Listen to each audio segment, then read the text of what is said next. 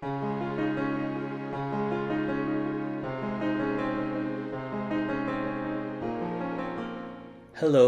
and welcome back to the channel. In this video series, I am explaining how to get a declaration of matrimonial nullity in the Catholic Church. In this video, we are going to continue our introduction to the defects of consent. Second to the grounds of incapacity, which we have seen in the previous video, the grounds of exclusion are the most common in the tribunals of the Catholic Church. The exclusion happens when the parties exclude from their consent either marriage itself or an essential element of marriage. Consent causes marriage. Therefore, if the consent is missing something essential, there is no real consent and there is no marriage either. The exclusion is also known as simulation. Those who exclude, indeed, pretend or simulate to give a valid consent, when in fact the consent of the will is not a real matrimonial consent. For the exclusion to exist, there must be a deliberate will to exclude. This deliberate intention to exclude is called the positive act of the will. This act is not positive in the sense that it is something good, but in the sense that it exists, that it is not a mere absence of will. Without this act, there is no exclusion. It is not enough with forgetting about it or with not taking things seriously. It is not enough either with having wrong ideas about marriage. There must be an intention to exclude at the time of the wedding. Only a deliberate and conscious exclusion causes the nullity. Let us take a look at the grounds of exclusion. The first ground is total simulation. It has this name because the party does not reject one element of marriage, but marriage as such, or the other party as their spouse. For instance, this can happen in cases of marriage of convenience or when the parties are compelled to marry by duress. However, not all arranged marriages are invalid under this ground. For the nullity to take place, the party must reject marriage as such in a deliberate way. In other words, when the consent is feigned, when the party says yes I do but thinks no I don't, the marriage is invalid. One example of total simulation is the marriage of Reverend Frank with Maria Gonzalez in the movie License to Wed. In this comedy, the protagonist feigns a marriage with an immigrant so that she can get a green card and remain in the country. These marriages of convenience or green card marriages are a typical example of total simulation. In these cases, the nullity takes place because both parties feign their consent. They don't love each other, they are not willing to live together and have children, they just simulate their wedding with the intention of getting something which is not marriage. The second ground of exclusion is the exclusion of fidelity, which takes place when either party has the intention to engage in sexual intercourse with other people aside from their spouse. A typical example of exclusion of fidelity takes place when a party is having an adventure with another person at the time of the wedding.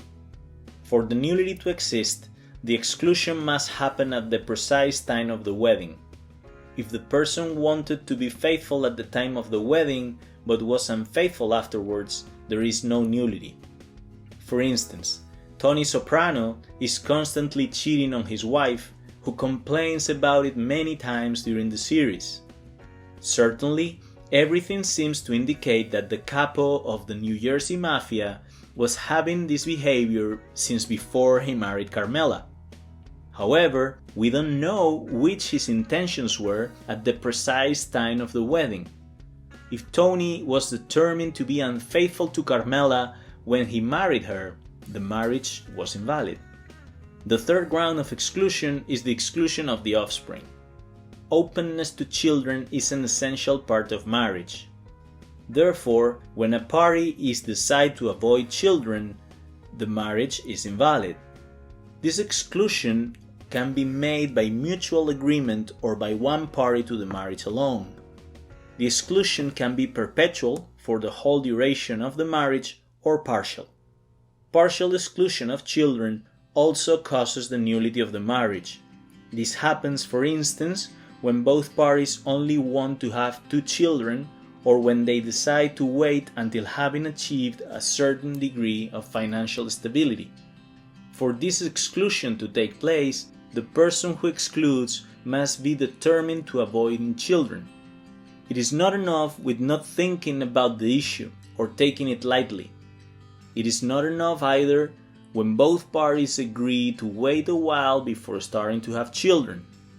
The marriage is not invalid either when the spouses are sterile and know that they are not going to have children. What makes the marriage invalid is that the party wants to avoid children in such a way that they don't give to the other party the right to conceive them. One example of these could be Queen Cersei from Game of Thrones. Cersei hates King Robert so much that she aborted their son when she became pregnant at the beginning of their marriage. Afterwards, she avoids intimacy with him at all costs. However, it seems that at the time of the wedding, Cersei was willing to procreate children with her husband. But on the wedding night, Robert came drunk to the bridal bed and pronounced the name of Lyanna, his true love. Since then, it seems that Cersei changed her mind in regards to children. Therefore, their marriage would have not been invalid on the ground of exclusion of children. The fourth ground of exclusion is the exclusion of the indissolubility of marriage. We say that marriage is indissoluble because only death can dissolve it. Therefore, when someone gets married with the intention of getting a divorce, the marriage is invalid. Many people accept divorce in a general way. This does not make their marriages invalid. For the nullity to take place, the person must want to keep the right to get a divorce, and they must want it in a deliberate, conscious and determined fashion. General acceptance of divorce is not the same as wanting divorce for my own marriage, for this marriage that I am celebrating here and now. One example of this nullity could be that of Janine in the movie He's Just Not That Into You.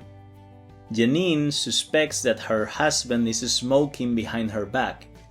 She cannot take it because her father had died of lung cancer. He denies the accusation, but afterwards she discovers a packet of cigarettes in his clothes and tells him right away that she wants a divorce.